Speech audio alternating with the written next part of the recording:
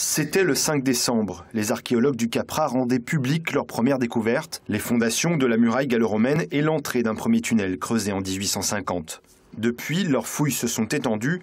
Le Caprat rendra un rapport dans plusieurs semaines. Pour l'historien Jacques Guilleux, pas de doute, c'est un fossé médiéval qui a été mis au jour. Un assaillant qui voulait attaquer le mur était obligé de passer dans un fossé, de le remonter, et pendant tout le temps qu'il prenait à descendre et à se remonter avec son harnachement et ainsi de suite, il était exposé aux tirs des défenseurs qui étaient en haut du mur.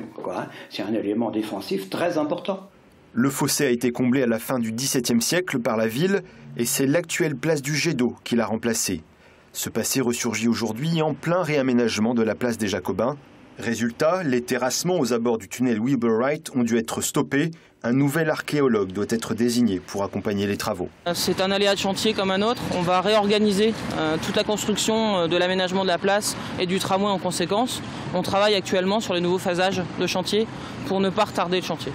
Le parvis de la place du jet d'eau sera terminé pour le printemps 2014. Il faudra attendre quelques mois de plus pour emprunter la nouvelle ligne de tramway.